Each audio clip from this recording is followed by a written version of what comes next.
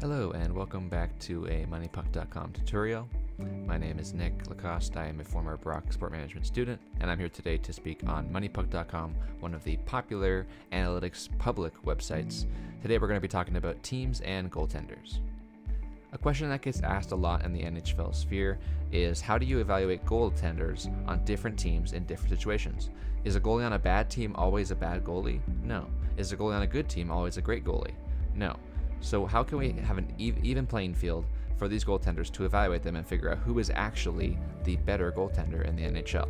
Well, we can use MoneyPuck.com. If you look at the goalies tab here on the left side here, these are a bunch of advanced stats regarding goaltenders to try to put them on an even playing field and evaluate them at an apples to apples scale rather than apples to oranges. So the default sorting you can see here, let's change this first of all to 10 games because we want a sample that is good enough where a goalie can't just have a pop off one game and be the top of the league or the bottom of the league. We want it to sort of even out. 10 game sample is a good sample in my opinion. We're going to look at goaltenders here, and right now it is sorted as goals saved above expected. Now what is this? If you remember back to our skaters video, we talked about expected goals and the value of shots variables, including rebounds, passes, who's shooting, for example. So expected goals on the skater side comes back to us with goaltenders. If a goalie gives up a shot from the point, usually that's a pretty bad goal to give up. It's a goal that's far away, the expected goal value will likely be pretty low. Therefore, they've given up one goal, and maybe the expected goal value is 0.2. Therefore, they've given up negative 0.8 goals above expected because the goal actual value was 1, but the expected goal value was 0.2, so that's bad. Now, let's say a goalie makes a bunch of saves right in the crease. Those will usually be valued higher, and they don't give up goals, so they give up 0 goals, yet the expected goal value of all the shots they faced was like 3.5 or something like that. That would mean that they have saved 3.5 goals above expected. This is really sort of it's not made up per se, it is based on these integral variables to the advanced stats scene. However, this is a number that is not created based on just simply production and x equals y. This is a lot of variables that come into play. This is why there is no set formula for the NHL site, and rather these advanced stats sites provide us with these cool perspectives on what they believe to be the accurate formula when it comes to goaltenders. Now, as you can see by this sorting list, all of these goaltenders should come to mind. The top goalies in the NHL, you should see the resemblance to this. There may be a couple goalies that you might be surprised by, whether it be Jonathan Quick, but he's having a fantastic year with the New York Rangers. Some goalies on worse teams such as Connor Ingram and Joey Decord on teams that don't score a lot and don't provide the wins that necessarily provide the goaltender with those base stats like goals against average or save percentage. Those stats might not show the true value of this goaltender, yet they're at the top of this list here. So that's the importance of MoneyPuck.com on specifically goals saved above expected. There are other terms on the MoneyPuck.com website that we can look at to provide more context into how well goalies are doing. And one of these terms is rebounds above expected. Let's take a look over here at rebounds above expected. If I sort by the maximum, which is the worst rebounds above expected given up, this is the difference between the rebounds the goalie's given up per save they've made, as well as the expected rebounds per save. This means the average goaltender. So basically, above average would be bad. So you want the best goalies to give up no rebounds. As you can see, if I start by this, also forget that we are on minimum 1 game, so if you change this to 10 games, you can find a better sample. So as you can see here, Dan Vladar, Marc-Andre Fleury, and Philip Gustafsson are among the top goaltenders in giving up less rebounds, which is better. That's a key stat you can look at when you look at good goalies. As you can see, there's a mix here. It's more so context than anything because obviously you don't just sort by rebounds above expected to get the best goalie in the NHL, but it does provide us a good idea about how goaltenders do when they're taking in rebounds. Among the other stats you can see here on this page, the key section at the end talks about danger zones. Now, if you're unfamiliar with danger zones, let me show you what a typical danger zone may look like. There are many variations of this, but basically it turns into the high danger area, the medium danger, and the low danger. So if we show this, basically how it works is we've got the most valuable goals and most valuable shots are taken from here. The most valuable and the second most valuable shots come from the middle area, and then everything else is considered low danger because there's a low chance of it going in the net if you shoot from there. So, on the goaltending perspective, if we see goalies giving up shots from the low danger area and giving up goals on those, that is a bad sign for goaltenders. if we want to look at where we can expose goalies the most, we can look at the differences between these danger zones, whether they give up more high danger, more medium danger, or more low danger. If a goaltender is giving up a lot of low danger, but for some reason is dialed in when it comes to the high danger shots, that's important context to know for a team to shoot from the low danger zones and test the goaltender because they are uncomfortable, whether it be through traffic or any other reason. So let's take a look at some of the top goalies from each of these and some of the worst goalies from each of these zones. So let's look at low danger first. So the low danger unblocked shot attempt save percentage, as you can see, with minimum 1 game back to 10 games, please. There we go. So some of the top goalies in the league have also the top low danger unblocked save percentage. That's consistency, because so many shots will be coming from that area. On the other end, we have some of the worst goalies in the NHL this year at the lowest end of that. You should have a very high low danger save percentage because those shots should have a low chance of going in. Now on the medium danger side, similarly, we have some tough goaltenders here, and the best goaltenders in the league this year are up here along with some good rookies. Now on the high danger end, we can also see similar things with some goaltenders who are having trouble with high danger shots, but also winning games still. And then on the other end, we have some goaltenders who are giving up a lot of high danger opportunities because their teams are either not very good defending in the high danger slots or for whatever other reason. But basically, the point being that different goaltenders succeed in different situations. Now, as you can see, in between all of these, we have expected high danger unblocked shot attempt save percentage. This is based on the average goaltenders in the league and looking at where they should be versus where they are. So, if we look at each of these, the low danger unblocked versus the low danger expected unblocked shot attempt save percentage, then we can go the above expected here, meaning that this is worse than expected. So the worst goalies in the league are shown here. On the opposite end, you can see the goalies that are exceeding expectations, whether that be luck or skill. Similarly, you look at the above expected for the medium danger. Again, you get some of the worst goalies in the league and then some of the best goaltenders in the league. And then high danger being the most valuable spot to save goals from. And then you get some of the top goalies or some of the goalies who are exposed to the most amount of shots.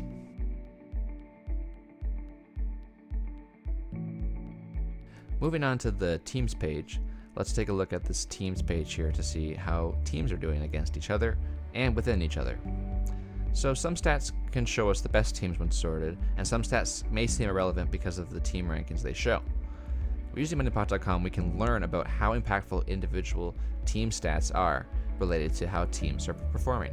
Basically, if we sort by expected goals percentage, meaning that out of all the expected goals taken on the ice, what percentage out of 100 are of the team that we're talking about? Edmonton and Florida seem to be powerhouses this year, and that is shown exactly right with the 57.95 expected goals percentage as well as 55.61. As you can see here, there are a lot of top teams with good expected goals percentages because a lot of their shots are of high value and quantity and quality are high. On the other end of the spectrum, you can see some of the worst teams in the league also boasting the worst expected goals percentages. Surprisingly, you might see teams like St. Louis here who are on the fringe of a playoff berth. However, this does signify that this team may do poorly the rest of the season because they are not controlling the amount of quality and quantity of shots on the ice. Similarly, you can see Detroit here.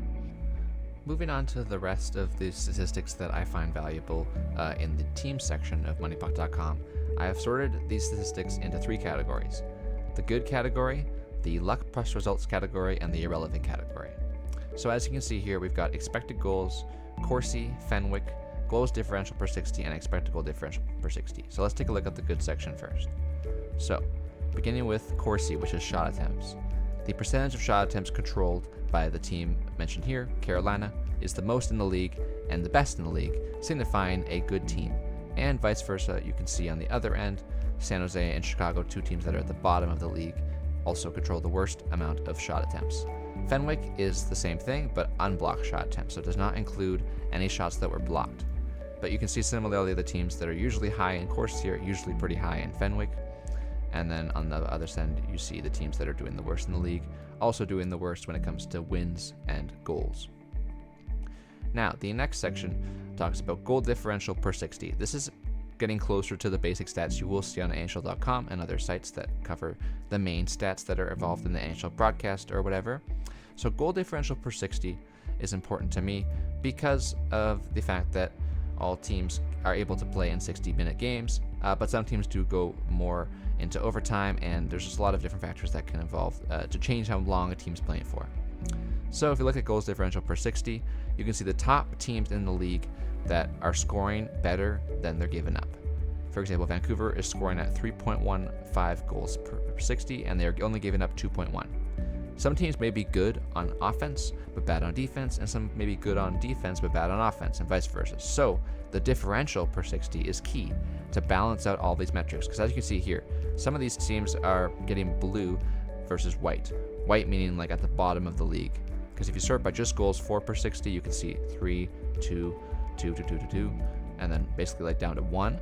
However, some of these are at the top of the league when it comes to goals against, because the worst would be the highest goals against per 60, which is actually just goals against average if you're talking about goaltenders. But the team GAA, you could call it, is worse on teams like Ottawa, San Jose, Chicago, signifying that they're either unlucky or just the goaltending is terrible, which is causing them to have a bad season. On the other end, you can see the best goaltending/defensive teams who are giving up the least amount of goals per 60. And then overall, you can look at that in goals differential, the worst teams basically versus the best teams. You can also consider that goaltending may be an issue when it comes down to goal differential, or you could point out offense versus defense. And this stat overall just provides a good context for a team's success this year. The last one is expected goal differential for 60, which is the same idea as goals itself, but just the value of the shots they're taking. Edmonton should be better than they are. LA and Pittsburgh should be better than they are, based on this stat. However, they've given up a lot of expected goals against as well, as you can see with Pittsburgh here in the bottom half of the league. If you sort by expected goals against per 60, Seattle seems to have the best defensive option when it comes to shot quality in the league. And then their expected goal differential per 60 is in the top of the league, despite them being out of the playoff spot right now. So that might be interesting to look at as we get farther into the season as the sample grows. Maybe that team does perform better and make a playoff appearance when people might think they might not. Similarly, Pittsburgh is in that same range, where a team that should be succeeding better than they currently are on paper.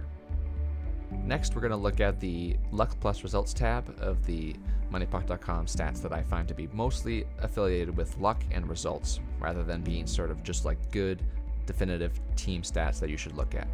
So let's take a look at goals for above expected, goals against above expected, and then PDO. So goals for above expected is basically the difference between the amount of goals they've scored and the amount of expected goals they've scored. So teams like Detroit and Vancouver, who we have been surprised by this year based on their offense and their wins and their points in the standings, may be attributed to the goals for above expected, whether this is luck or skill. It could be a combination of both or just one or the other. But teams like Detroit and Vancouver can surprise this year in a small sample in sort of like a one-season window. If they can continue for the whole season and into the future years, that would be surprising because of the fact that they have scored 30 goals each above the amount that they're actually generating.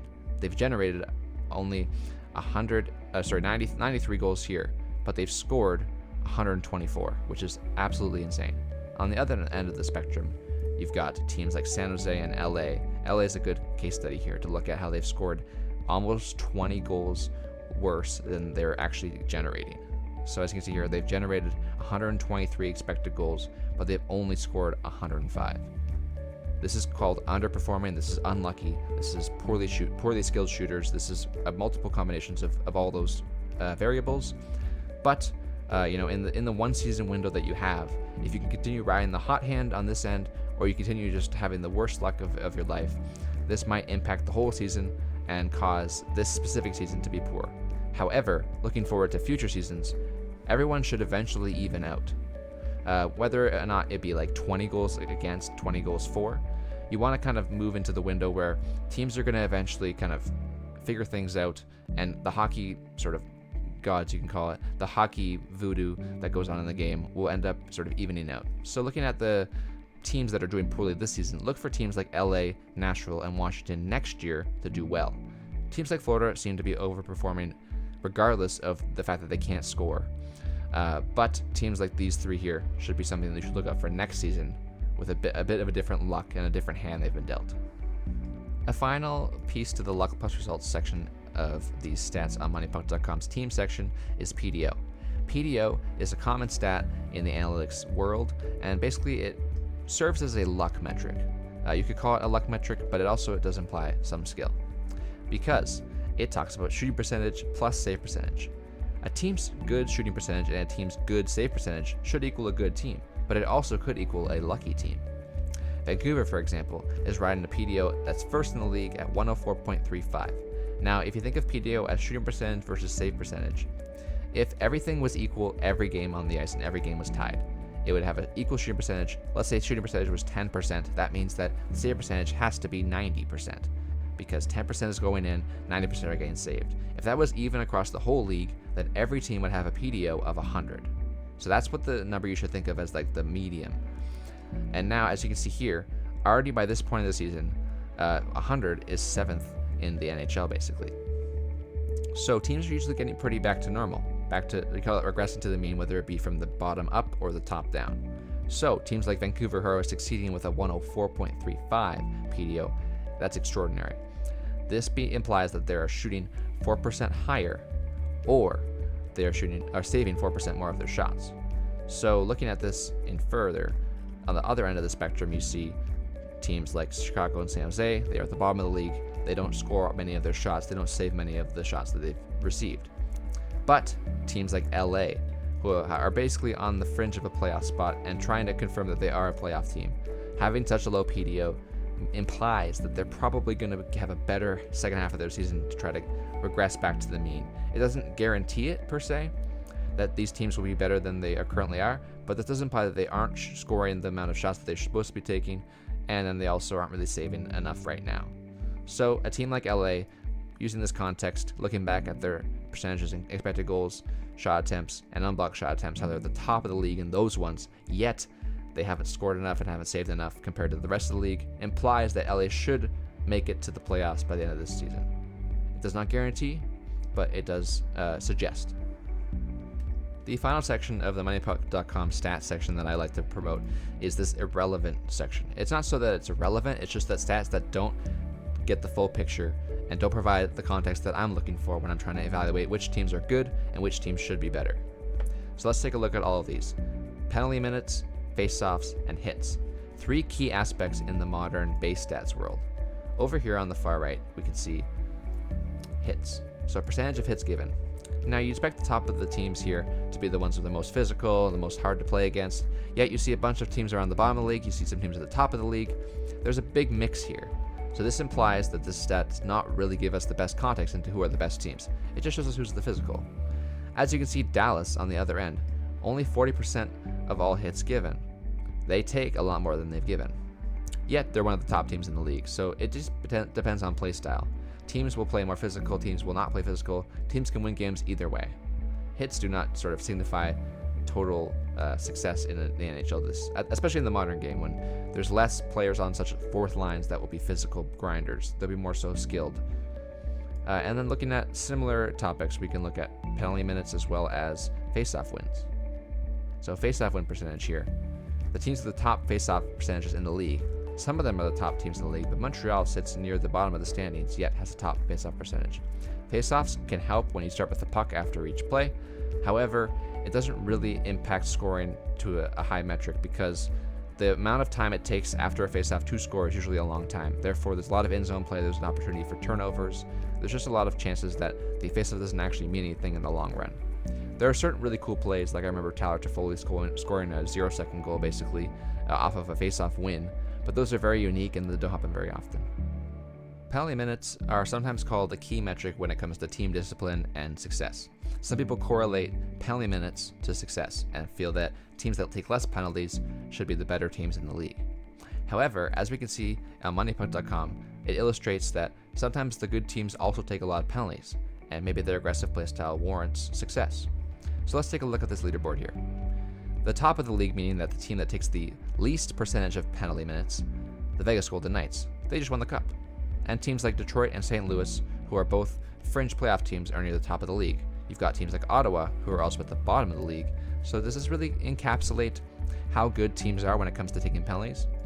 On the other end of the spectrum, we see teams like San Jose and Anaheim, who are at the bottom of the league. But then right after them, we have Boston, who has taken 451 minutes worth of penalties, but only received 397 minutes from opponents. This means that teams that take more than they give in regards to penalties still can win games. Boston and Edmonton are two of the top teams in the league, versus Vegas also being a top team in the league on the other end of the spectrum in regards to penalties. So keep that in mind, that penalties, faceoffs, and hits, while there may be good teams at both ends, maybe these stats don't actually encapsulate when it comes to context of what good versus bad is in the NHL. Finally, if you're interested in looking at an individual team, if you go to the team section and you click on a team, as you can see here, it highlights blue when I click on it, you can see players compared against their teammates. So if you look at the top team in the league right now, the Edmonton Oilers, sort of the juggernaut that they are in recent time, Hyman seems to be the best sniper on the team, meaning that the goals margin on the left here, and then the x-axis, which is expected goals. So that means he has good finish plus actually scoring here. So on the other end of the spectrum, you've got players that don't score a lot and also don't provide enough shot value. You can sort this by anything you want. As you can see here, I click on the y-axis and I can choose whatever I want. So if I wanted to do unblocked shot attempts versus shot attempts, I can see the players that shoot the most and players that have the best amount of unblocked shot attempts. So players like McDavid provide 11.62 unblocked shot attempts per 60 minutes, but players like Ekholm only provide 8.41 and also provide worse amounts of shot attempts itself. You can do anything you want here, and you can also change the situations to be not 5-on-5. I prefer 5-on-5, but it's up to you. As you can see here, this is a cumulative thing as well. You can talk about the beginning of the season up until now. You can look at all the players and how they've been doing. And if you'd like to download all this data, you can go back to the data tab here, as I mentioned in the previous video, and look at every skater, goalies, lines, and teams. So use the goalies data if you're interested, and to compare goalies from year to year. As you can see, we only looked at goalies from this past year, but if you sort by 10 games, and then you go back to previous years, you can look at some of the top goalies from past full seasons and compare to see how people fluctuate. A goalie like Sam Multiple, for example, be at the top of the league last year, and then the year before, can't find him. He's basically near the bottom of the league, below Jake Allen and Caden Primo, for example, in goal saves above expected. That's just one stat you can look at and just one player you can look at. But year-to-year comparisons are important to evaluate how consistent are goaltenders, because consistency is key for finding the best goaltenders in the NHL. Thank you for watching the MoneyPuck.com tutorial. I'll see you in the next video.